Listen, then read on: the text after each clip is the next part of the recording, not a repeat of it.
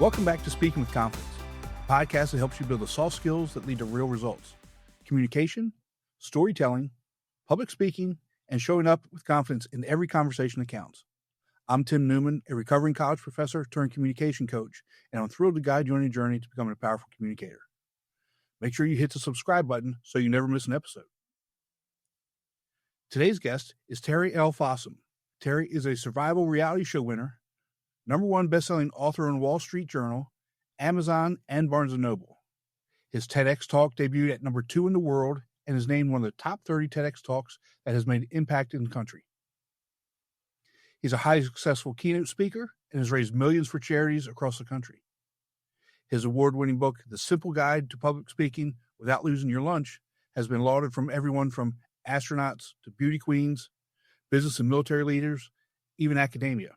He's even taught at the MBA level. After his TEDx talk reached well over 1 million views and completely changed his world and many others around the globe, he developed a program to help others land and rock a TEDx talk so they can use the power of their voice to change their world and make a lot of money while doing it. Terry, well, welcome to the show. Yeah, I enjoyed our pre-interview talk, and I know this is going to be just as much fun.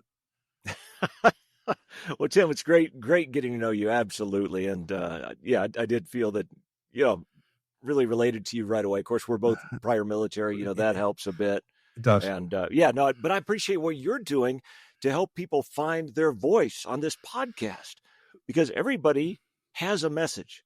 They and do. If they're on this podcast, they want to know how to get it out there better and make a difference in the world and in their own lives. So I really appreciate what you're doing to help them do exactly that. Well, again, I hope that's reaching people and helping people. The feedback that I've gotten has been really good. And, it's primarily because of guests like you who are coming from all walks of life and bringing in, their experiences and really showing people that it doesn't really matter who you are, where you are in life, what your lot in life is. Everybody has a voice and everybody can share that. You just have to be willing to do the work, because, if you have some of those hangups, doing the work is hard. Yeah, absolutely it is. But if you focus on why you're doing the work, why you want your message to get out there, then suddenly it becomes less of a chore and more of a passion. Right. And when you come across with that attitude and understanding you do have passion within you, whether you think you do or not, whether you cried when Old Yeller died or scream at your favorite football team or not, you do have passion within you, and you've proven it before. You just don't remember. So that's part of what I like helping people do when I'm working with them myself. Well, let's get right into this. We've talked about this. You've built yourself an amazing career. You've been a military officer, a business owner. We talked about the TEDx talk and the speaker and the books and all these great things that you've done. But invariably, everybody wants to talk about kicking and screaming. Yeah, the survival show. The survival Absolutely. show. I get kicking it. and screaming. We talked about this a little bit, in the pre-call, and I get it and I don't get it, but why don't you give us a little bit of insights into that experience, and let's look at it from a communication perspective. How important was communication in that experience with your partner in actually winning that contest? Oh baby, only critical. But let's give a little bit of background. First of all, I did not ask to be on any survival show.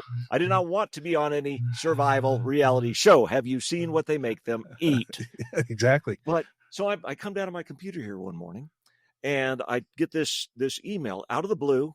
Middles Flower Media casting company were casting a brand new TV survival reality show, pitting 10 of the top survival experts in the country against each other while dragging along a complete novice who's never even camped out in their backyard before. And we think you'd be great. And like, okay, wait, which one am I? But then also, Tim, if you get an email like that out of the blue, what do you think? It's a scam. It's a scam. Either it's a scam or somebody's messing with you. One of your best friends is messing with you. And I do have those friends. We all do. But so, yeah, it's got to be fake. But there was a phone number on there. And by the way, I called my wife and I told her about this email. My wife, by the way, runs a law firm. And I said, okay, I just got this email. What do you think? And she's like, I don't know. There's a phone. So I call the phone number. It ended up being real. Okay, now I'm going to fast forward quite a bit to get to a couple of points here. Number one, I find out that I'm going to be the oldest competitor on the entire show. So I'm like, oh my God. My wife's making fun of me. She's like, oh my God, you're the Tog. Like, Tog, what's that? You're the token old guy, dude. So I was going to be the guy that everybody's like, oh, it's so cute. They've got the demographic on there, but he going to die. Now let's add into that. They wanted me to represent all of Boy Scouts of America in my scoutmaster uniform. They put the token Boy Scout on these shows these days. So once again, it's like, oh, he looks so cute in his little neckerchief, but he gonna die. Exactly. And when I got into the location, the first two people I met, one was a Marine Scout sniper. This is the dude that goes behind enemy lines and takes people out and tries not to die. One of the baddest dudes I've ever met in my life. The second one was the United States military survival instructor. And I called my wife, and I told her who I just met because I could still call her at that point. And I said, hey, guess what, dear? I'm going to die. So communication was critical because now I had to, because I was, now scouts are better than we think we are. Making shelter, survival, roughing it, all that stuff, watching the weather, first aid, all that kind of stuff came in really, really handy. But I'm still the underdog for the whole show. So I had to start, first of all, communicating with my fellow survivalists, but especially with my novice. Right. My novice was a pink and blue hair, fully tattooed up, tongue ring, atheist, admitted sex addict, online video gamer. Now, why would they do that? Why would they pair her with me? Well, because I'm the Boy Scout. So it's perfect to cause conflict, right? Right. With conflict necessitates communication, which brings us to your point. Both ways, because, let's be fair. All the novices come up on a boat and all of us survivalists are standing there trying to look cool and everything, for the camera. And that she is coming around seeing all these studs, men and women, young, tough, and the fat old scoutmaster. She's going, please, God, do not give me the old Boy Scout. Please do not. And then, of course, we're paired together. So communication was key. And we indeed did get into it at one point because we're starving. I lost 25 pounds on the show. Don't worry, I found it again. And it came with some friends. And we're sleep deprived. We're stressed. We got into it. But that's where the real communication had to come. So communication is key in absolutely everything, not just survival shows, but everything you do. And I'm glad you brought up the point of how important it is when times are stressful, because it's real easy to have this back and forth when it's fun and games, right? Right. But when it goes down and stuff starts happening, that's when, communication has to be, it's critical. It has to be clear. It has to be concise, and it has to be immediate, right? I mean, we've got to go. There's no BS. There's no fluff. This is what we got to do. This is the direction we need to go. Here's why. Let's get off to making it happen. Well, in this case, that's absolutely true. And in this case, first of all, I separated us, because we were going at it. And of course, the cameras loved that. And by the way, Kicking and Screaming is currently showing, I think, still on Prime Video. So we're fighting. We're going at it. Cameras are on us. Okay, we need to separate because this is not going well from my standpoint too. All right. Blame goes both ways when you're doing those things. But then I remembered some scout training I'd been through as an adult. We had this adult leadership training program called Wood Badge. Funny name, the best leadership training I've ever been through. It taught us the 4 stages of team development. Yeah. Forming, storming, norming, and performing. It's out there in the corporate world as well. So I came back and said, guess what? I got great news. We are in there. There's 4 stages of team development, and we're right in the middle of number 2. She goes, we sure are. No, that's not what I mean. Not that number 2. We are at the storming stage. We want to perform. These are stepping stones. They are not roadblocks, as long as we go through it with love and respect. And Tim, after that big blow up, we became the most winning team on the entire show because we communicated with love and respect. Both directions. We both admitted where we were screwing up, and apologize where we did screw up, me Mhm. included. And from then on, like, okay, now we've got a whole different vision. Now Right. we've gone through that storming stage. We could norm and perform. We did the communication. Right. And that's also part of leadership, owning it. I mean, right? I mean, because the reality is we're not perfect. We make mistakes, and Absolutely. part of that is if to build credibility, to build that leadership, we have to own our mistakes. And on the flip side, we have to give grace for other people to allow them to make mistakes, allow them to clean it up, to be able to fix whatever it is, and again move forward, just like what you all did. And I think a lot of times that is just it's forgotten. It's let's either not take accountability, not take responsibility, or blame, and never give the other person a chance to correct and move forward. Yeah. That's what we have. Absolutely. The communication's got to be, first of all, like you said, owning what you did wrong, Right. And not making excuses for it, maybe, here's the reasons, but that's not an excuse. Mhm. Owning it, apologizing, amazing what can happen with an apology, Mhm. an admission of guilt, not judging them because, they're going through the same starvation and stress Right. and everything. Or outside of a survival show, in the world, we're In the all world. stressed. Mhm. You never know what somebody has going on. You don't know. You have to give Exactly. them that grace. So give them that grace. Right. And then work together on, okay, we know where we're at. That's in the past. How can we build from here to make sure that those misunderstandings don't happen anymore, Mhm. and that we can build and work together? What's our common goal? Our common goal was to win the show. I was representing all of, again, Boy Scouts of America, now called Scouting America, and she was representing an organization as well.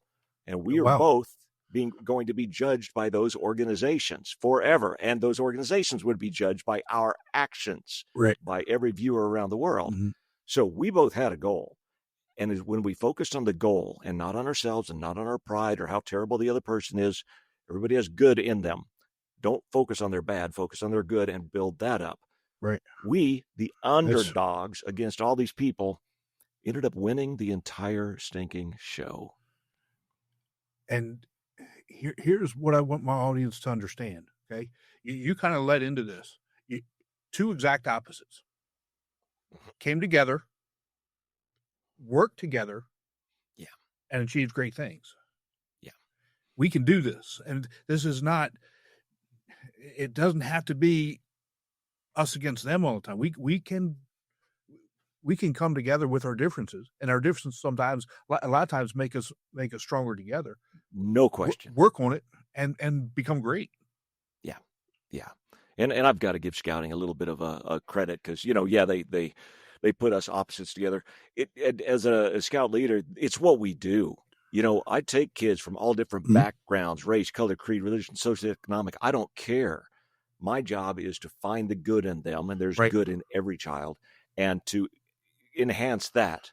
And the goal is honorable men and women. That's all I care about, And I also think that, the military does the same thing. I mean, because we didn't care. Seriously. I mean, we want the best people surrounding us, because when it happens, you were that show had some tough guys in there, some guys that did some real serious war fighting. Absolutely, 100%. Those are the guys. That's what you want, people like that around you. So I don't care who it is. I mean, if doesn't matter. We want the best people, all walks of life. Let's go off and do this together. And that's, I think that's another thing, just kind of as a side, that makes our military one of the best in the world, is you have people from all walks of life side by side all the time. And if we could do, and we made a point of that at the end of the show, actually, that if we could come together with all of our differences, and focus on a common goal and win, against all the odds, win.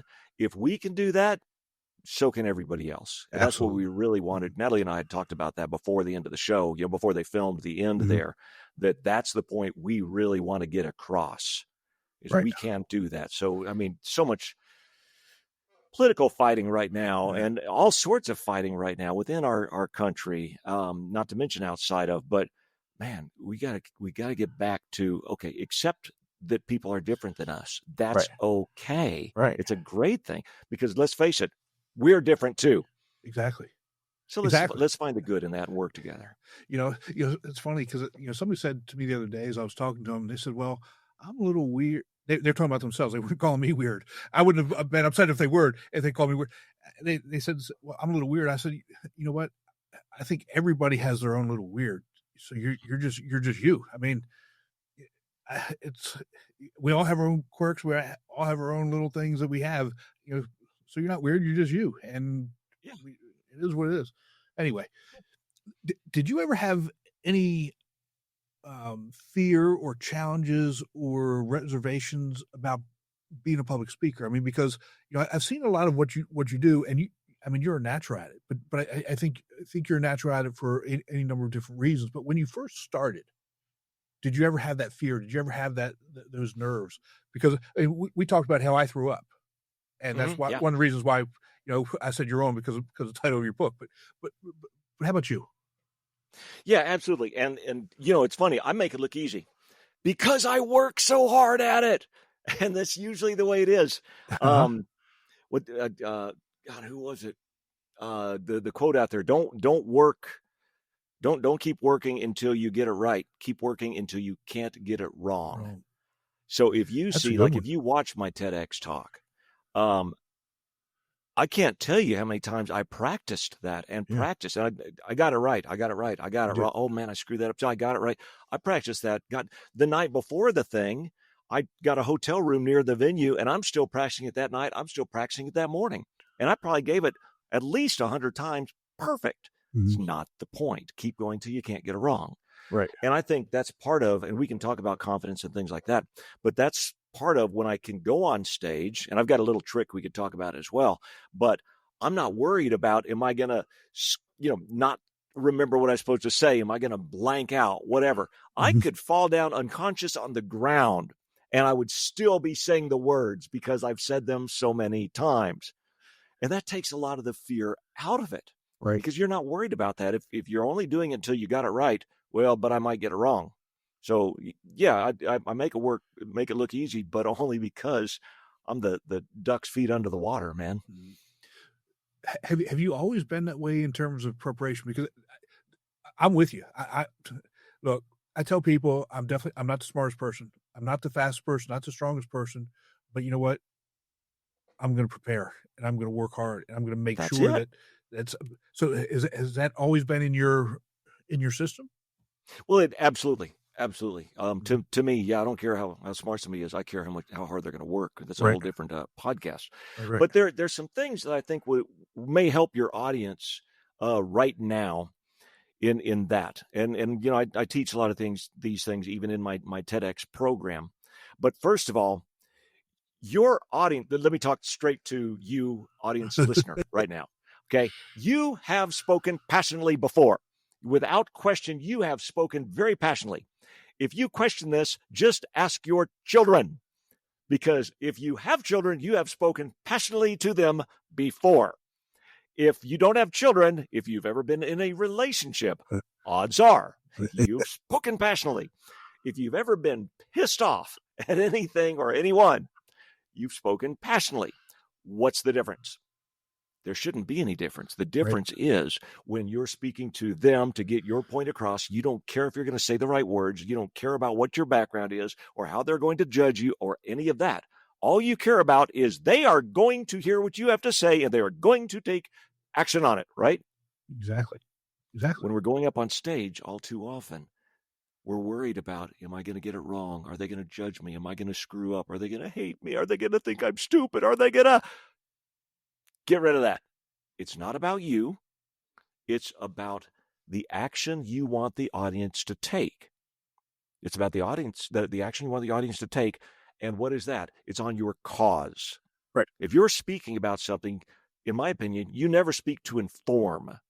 You always speak to inspire them to take action. So if you believe enough in your cause, where you believe the audience should take action on it, You're not going to care as much about, oh my God, it is a slide right. Did I stammer? Did I do, You don't care because by God, this cause is important to you. It should be important to them and they're going to take action. Does that make sense? It makes a ton of sense.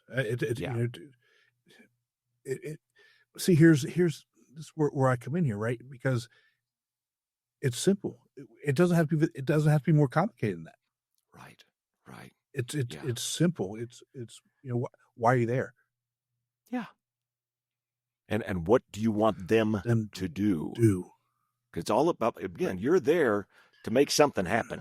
Whether it's to buy your product or service, which you better believe in because it's going to improve their life. Otherwise, you're with the wrong product or service or the wrong cause or whatever. If you believe in what you're talking about and believe the audience should believe that as well and take action on it, you're doing the right thing. If not, cut it out. Do something else. That's right. So what is the trick that you have to? I say a trick, and it's not. I mean, it's not a trick. It's an action. Method. It's a method. Yeah. It's an action. It's not a trick. So I don't want people to think that we're magicians up here because it's not. Again, it's not what it is. You have to learn it. You have to actually put it into practice. So what is the method? What is that action to help people get over those nerves right before they get on stage? Okay, let me tell a quick backstory on this one. Okay, I'm at Squadron Officer School. Now, as you probably know, it's the top captains in this case, the Air Force. We're there for many weeks, and we're being taught leadership and warfare and organizational stuff and all that. Part of it is public speaking. Now, one of my friends in my flight, a flight is about 12 captains in this case, was Scott, Captain Scott, I refer to him as. And this guy, Tim, you know this kind of a guy, okay?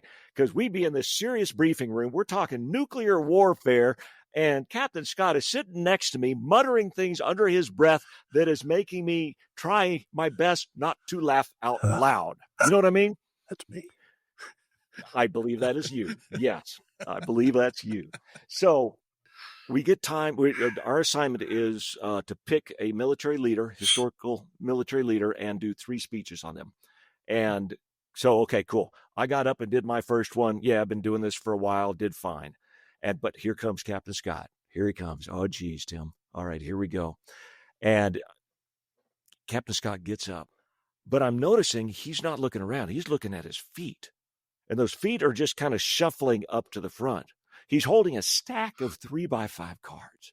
And those 3x5 cards are vibrating because he is so nervous.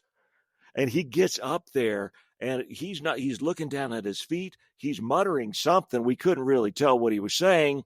He was so nervous. I was waiting for that little line of pee to go right down his flight suit. You know what I'm saying here? Oh, I'm saying, I do. Yes. And at some point, he finally just shuffles off. I don't think he finished what he was saying, but nobody knew if he did. He comes up to me outside the barracks that night and says, Terry, can you help me? Because we had about 3 days. There'd be another round of speeches. Yeah, I can. So I asked him, okay, Scott, and we're going to do this real quick right now, Tim. Is that cool? Are we good? Absolutely. Let's do it. Okay. So I asked him, so Scott, tell me a time where you have felt the most powerful in your entire life. And he'd go, well, yeah, I don't really know. There's been a few, like everybody does. I teach this around the globe, actually. It's kind of cool. And everybody comes, well, there's been a few. Okay, I need you to narrow it down to one. I need you to narrow it to think through your whole life, the time you felt the most excited, the most powerful, the most pumped, the most in control. Okay. Now get this. Captain Scott was electronic warfare officer on a nuclear-equipped B-52 bomber. Each one of these things fully loaded is approximately the 6th most powerful nation on the face of the earth. And he was the electronic warfare. Scott's got some stories, all right? He's got some times. And this is during the Cold War. Now, I finally asked, so what is it? He said, I got it. What is it? Okay, get this. It was a softball game. It was a Squadron softball game. He hit the game-winning home run. So all I did is I asked him, okay, tell me about that. Well, I hit game-hitting. Okay, so what happened when that ball hit your bat? Could you tell? Well, yeah, I kind of really could. I got it really good. Okay, so tell me, you're going around the bases, and how's everybody responding? Well, they're kind of freaking out. So you go, I brought them back there. You got into home base. What happened? Everybody's cheering. They're jumping up and down. They're freaking out. They're going crazy. Scott, How do you feel right now? Well, I feel great. I feel amazing. Bingo. All too often when we get ready to go up on stage, we're that person who is worried that we're going to screw up. We're going to blank out. We're going to forget our lines. We're not going to come across like we want, like the audience is going to hate us. That's what's in our head as we're going up there. What I taught Scott is next time you're about to give that speech, you go back to that home run. You're just coming into the home plate. I want you to see it. I want you to smell it. I want you to hear it. I want you to feel it. Now, Tim, when he got up there to give that second speech, it was amazing. They called on him. I'm like, well, here we go. Let's see. He gets up standing straight, baby. He's looking at the audience while he's walking up there. He's got a 3x5 card, one 3x5 card, and it's rock solid. He never even looked at it. And he gives his speech. He had us. He owned us. And we're all tripping out because he was in what I call, and I teach this in my book, and again, as part of my training, his position of power. Right. And it's so much fun working with people in person on this because when they start, they're kind of, if you're watching a visual of this, they're kind of hunkered down, well, I don't know. By the end of it, man, they are sitting up straight. You see that fire in their eyes. They are ready to roll. Right. So that is the method I call the position of power, getting in your position of power to be the most powerful you've ever been in your life. Every time you get on stage, make a sales call, whatever it is. And I think it's so important for people to understand, Captain Scott. I mean, like you said, he's a leader of men. I mean, he's in charge of all this stuff, and he let stand up in front of a group of 10 other guys of his peers do that to him, and he was doing that to himself. Absolutely, and it doesn't take much. I think a lot in life that we go through is about just a little shift in mindset. It changes everything. And it doesn't take much. It's a little shift. And if we can, like you said, pull that string and we know, okay, wow, this is where I'm at now. Let's get back to this point in my life. Put that back and what that does and how that drives us forward. And it just takes us noticing that and knowing how to do it, knowing how to channel that energy and that momentum and that feeling. Yeah. And if you ever see me speak, as they're doing my introduction, I go into the state very quickly now. As they're doing my introduction, blah, blah, blah, he's the greatest person that ever lived, all that kind of stuff. I'm not even in the room. Now I'm standing there, my body's there. Mm-hmm. My mind is back at the place that I felt the most powerful in my life. So when I go up on stage, I'm that guy. And that guy, you better not get in the way of. and it's obvious that in your speaking style, right? I mean, people can't, realistically, people can't watch that and can't see your passion for what you're talking about. Right. Right on. Because it's on display. It's right there. And it draws you in and it also almost gets you to feel that passion as well, which is really what you want to have happen. You want people to feel your passion and for them to start to have that same passion that you do to be able to do what you want them to do. Absolutely. Emotion, not fact, is the driver of all action. Right. Emotion, not fact, is the driver of all action. Yeah. If you want them to take action, don't tell them a bunch of facts. It won't do it. Get them to have an emotional response to what you're talking about. I know you talk a lot about storytelling in this. And that's exactly correct because that gives them, if you do it right, that emotional response to get them to take action. Right. And with that, you have to have that emotion in that story. You can't just tell a story. You can't just tell the facts. You have to, it's like you just told that story about Captain Scott. There's emotion. There's ups and downs. There's a flow to it that really gets you drawn in. You didn't just say, well, this is what Scott did, this is what I did, and this is how it turned out. Right. Yeah. There's that other passion piece to it as well. So you have to make sure that you bring it all together, so that it actually works the way that you want it to work. Let me ask you this question because, again, to me, it's simple. How did you learn this? How did this come about for you? Because again, to me, it's simple and it's one of those light bulb moments. As I hear you talking about it, it's so simple. why can't people just do this? How did you learn this process? Well, probably by failing a lot. Oh boy, what you said Right? you failed? You're allowed to fail, huh? If you are going on any path where you are not failing, you are not on any path at all. You're sitting still. Yep. Every single person who's ever succeeded at anything in their life of any substance has failed and failed and failed and failed way more times than they ever dreamed about succeeding. So if you, and this, we're a little bit different subject, but very important to everybody listening on. If you're, in fact, I was just coaching somebody this morning on this. If you are at a point where you're going, oh my God, I keep failing. Things are not going right. I keep screwing up. I want you to go, yes, right on. I'm on the right path because I'm on the path that every single successful person took. Yes. Look at it that way. Like, I just got to keep beating my way down this path. Look for ways to make it better and succeed. But understand, that is not the path to failure. That is the path of success. Failure is the path of success. It's an ingredient in baking a success pie. You can't bake a pie without it. Exactly. I mean, that's why I kind of chuckled, because not only do successful people fail, we pretend that they're perfect. We pretend that they've never hit any road bumps. They've never lost anything. It's, they woke up on Tuesday and by Saturday they were a billionaire. It just happens. Right. I was speaking to a group of realtors not long ago, and I put up the path to success. So again, if you're listening to this audio, I've got my arm up at about a 45-degree angle, and I asked them, and these are really successful people. I said, "This is your path to success, right?" And they all started snickering. I said, yeah, I don't know about you, but my success looks more like this. And picture a fly going around, leaving a line behind it. That's the path to success. All the ups and downs for all of us. And as we look at this from a communication perspective, as a public speaking perspective, people want to see the failure.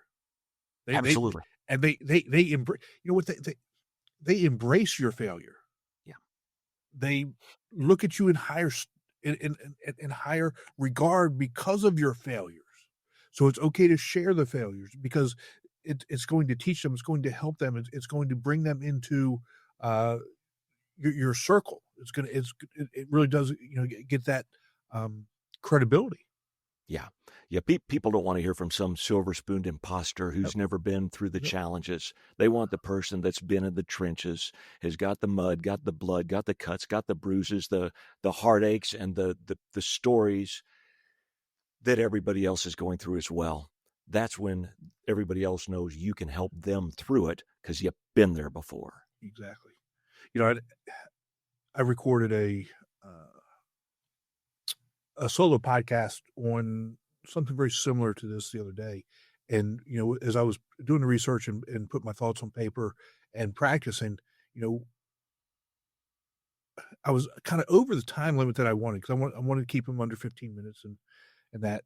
And one of the first things I took out was my failures. And I went back and looked at it. I said, no, that has to stay in because it's so important for people to understand that failure is, number one, failure is good. Number two, that they can see some of my past and some of my failures, and maybe it's a connection to them. Maybe they've done the same thing, and on top of it, maybe we can laugh a little bit about it. Right. Right. Absolutely. And that's okay too, because we don't have to be serious all the time. I mean, if you can't laugh at yourself and laugh at your failures, sometimes, I just think that you're doing it wrong. But you do you. Well, I know other people are going to laugh at me. I might as well laugh along with them. Exactly. Exactly. So let's talk a little bit about your first book. What does SIMPLE stand for in the Simple Guide to Public Speaking Without Losing Your Lunch? So it's an acronym, and I've got, again, if you're watching the video of this, it's an acronym that SIMPLE. There we go. And I'm going to have people, if you want to know what that stands for exactly, go right in there, get the book. It's on, I think it's both digital and It is. print as well. And yeah, it's going to be full of, but of a lot of amazing information for you, God willing. But each one of those acronyms stands for a different part of the training of how to put together, how to write your speech, develop your speech, how to memorize your speech, and how to perform your speech in a way that's going to get the audience's attention the second you walk up on stage, which is critical. If you don't get them within the first 5 seconds, you've lost them forever. Yep. And how to do exactly that, how to make it about them, that makes them beg you to give them the information you're going to give them. How do you keep their attention throughout the entire half hour, 4 hours? What are the tricks to doing that? Because there are some tricks to doing that. Yeah. And then how do you make it where at the end of your speech, they can't wait to jump up on their feet, give you that standing ovation most every time, but more importantly, jump up on their feet and get out there and take action on what you talked about. Right. So the acronym SIMPLE takes you through all of those steps and really helps you craft that and make an impact with whatever your idea is. And again, we do teach that as part of my TEDx program as well. You know, in terms of getting standing ovation, and I used to give my students a hard time all the time about this. Mm-hmm. At the end of class, they never clapped. They never told me I did a great job. But we had a guest. Anytime we have a guest speaker come in, or students would give presentations, I'll always clapping and everything. I said, "You guys are starting to hurt my feelings here, right?" So what does it take to be able to get clapping and a standing ovation when you're giving a presentation? What do you got to do? First of all, you're never a prophet in your hometown. Okay, let's start with that, bud. But okay, so I'll give you an example. So recently I opened for a major manufacturing conference. This was SWMA, Central Wisconsin Manufacturing Alliance, and I'm the opening keynote for a manufacturing conference. Now, how do I get that passion going and that emotion going? And I was teaching them leadership steps for Industry 4.0, getting robotics, AI, et cetera, into the industry. That was my leadership steps for helping them do exactly that. Really, really cool stuff. But now, how do I get that emotion at the end? Well, there's always a tie. Look for that emotional tie. And that's what I want everybody to hear. Look for that emotional tie, whatever it can be. So at the end, now why, and it's got to be honest. It's always got to be honest or never do it. Okay. Right. Don't ever BS people. Never do it. But I have a deep belief that manufacturing is the future of our country. It is the future of our nation. If we don't have manufacturing, we die. Okay. Yes. Now, let's tie that to something, Tim, that you can relate to. We're both prior military. I can't speak for you, but I probably can. I've lost buddies, okay? I've had my friends die for this country. Mm-hmm. So my emotional tie at the end, that I actually get a little bit emotional even just saying it right now, is you manufacturers are the future of our nation. You are the future of this great country. Don't let, on behalf of my fallen brothers and sisters, thank you for continuing holding that torch. On behalf of my brothers and sisters in arms right now, thank you for continuing the fight to bring and build manufacturing in this great country, so we can continue to be a beacon of light around the world, and their deaths were not, and their lives were not in vain. Right. And ended up something like that, and walked off the stage, and for the first time ever, they don't have standing ovations at a manufacturing conference, but they did this year. You know, I think as we're talking, the whole idea of emotion is really the theme of everything that we do. Good, bad, or indifferent, right? I mean, if we embrace that and lean into it with who we are and how we are with whatever that emotion is, in whatever situation or scenario that is, that again builds our credibility. It builds our connection with the audience. It allows them to lean in. Yeah.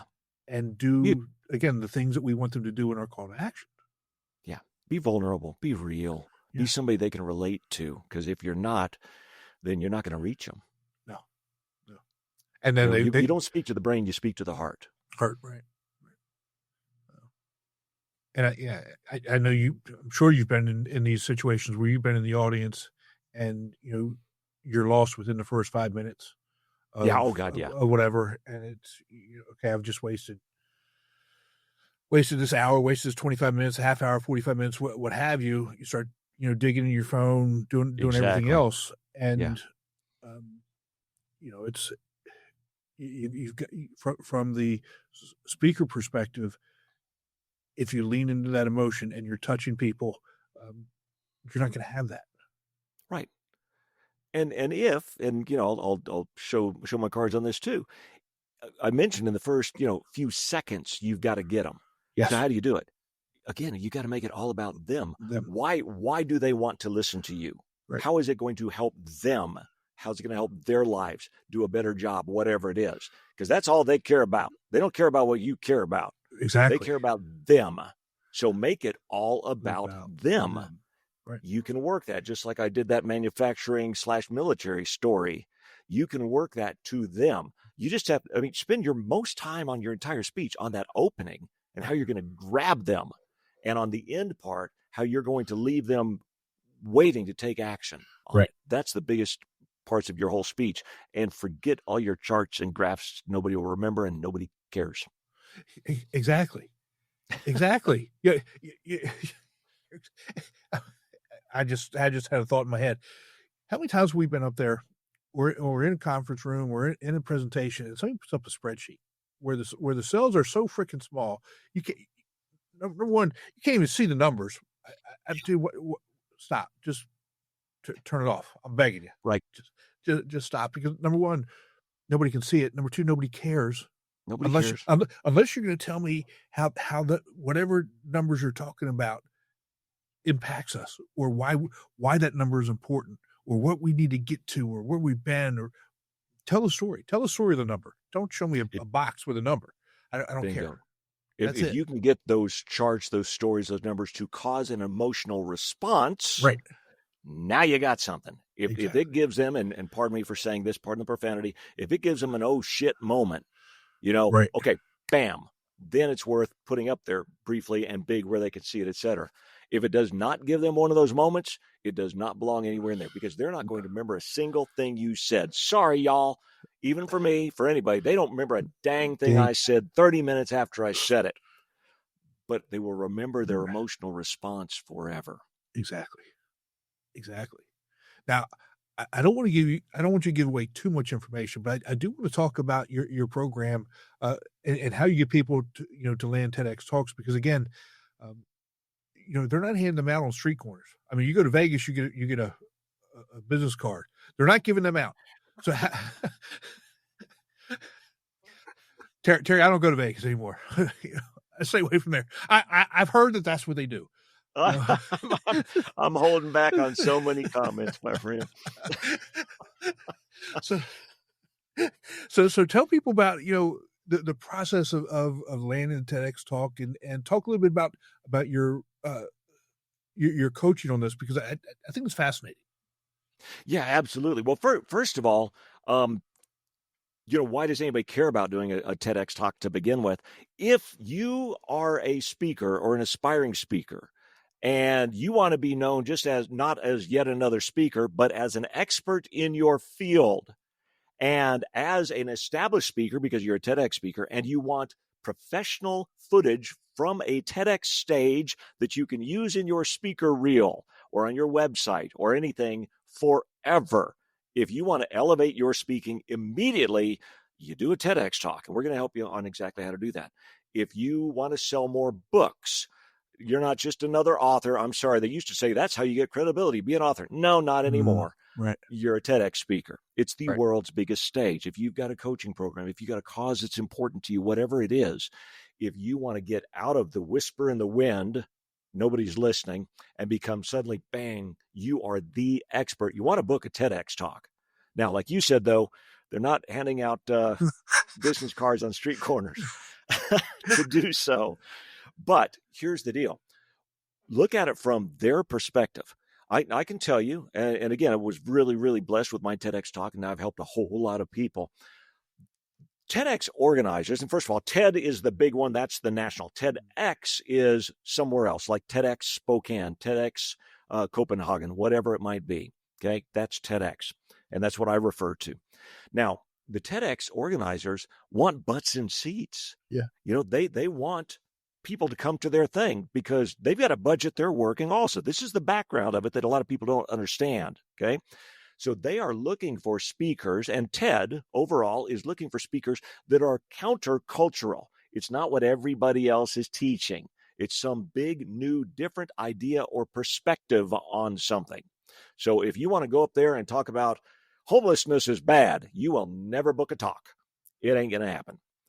But if you can find an angle with that seems counterintuitive or different than what everybody's heard before, now you got their attention. And that's a huge part of it.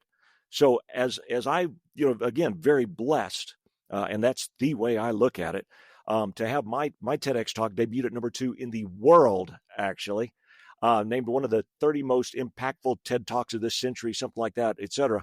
I learned a lot, and I've worked with a lot of people. And I put together, I've also very blessed to become an expert in AI and AI programming.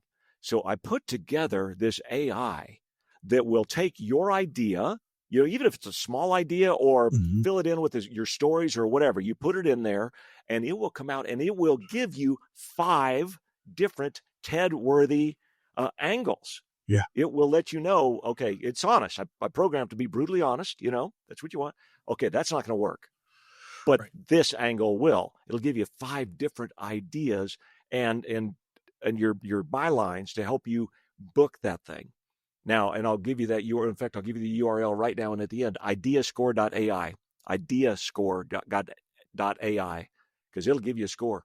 Now, within the program, if you and it'll lead you to a webinar that explain all this, but it takes all the guesswork out of it. I don't know how to write a speech. I don't know how to write a great speech. I don't know how to get the audience's attention right away. I don't know where all the TEDx events are, and they're not all equal. How do I find the right one after I've done all that and give me marketing materials based on my idea that'll help me get me booked? After I've done all that, how do you get thousands of views or over 1 million views? How do you do? It does it all for you.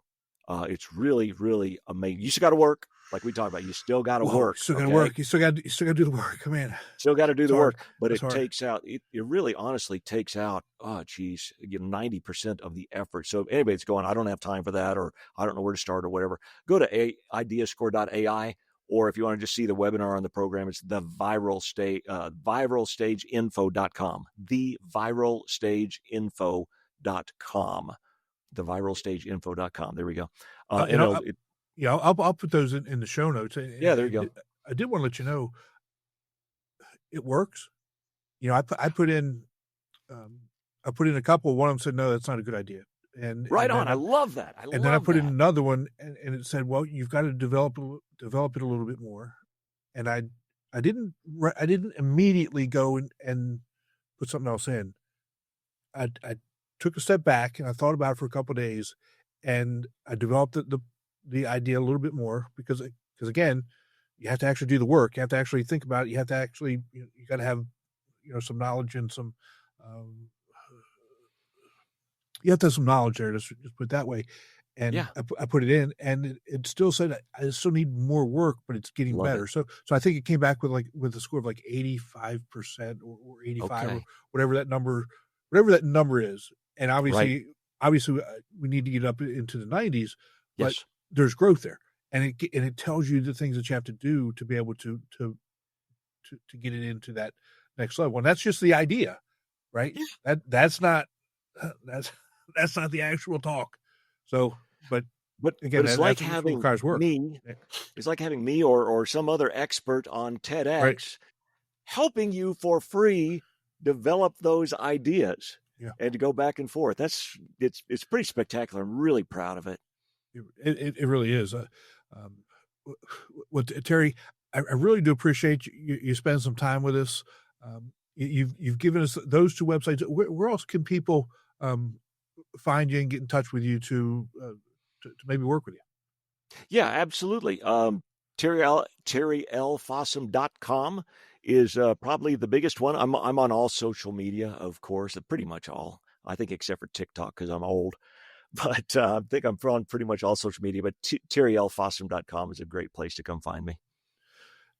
Well, you say that you're old, okay? And I just I'm going to plug a previous podcast here. I had a guest on who's 86 years old.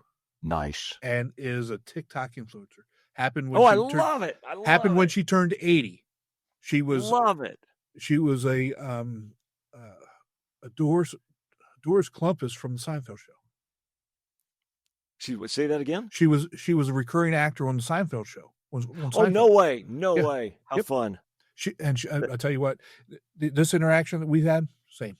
86-year-old, loved it. But you're not 86, so I'm not saying you're on TikTok either. Nobody wants to see. I that. love it. See, nobody wants to see me on TikTok. But anyway,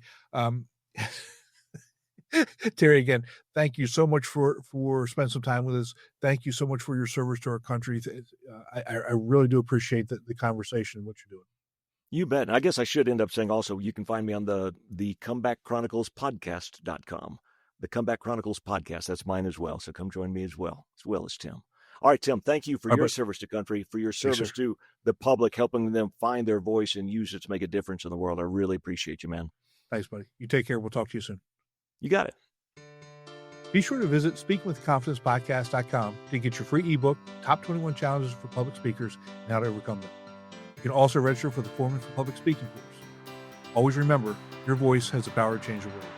We'll talk to you next time. Take care.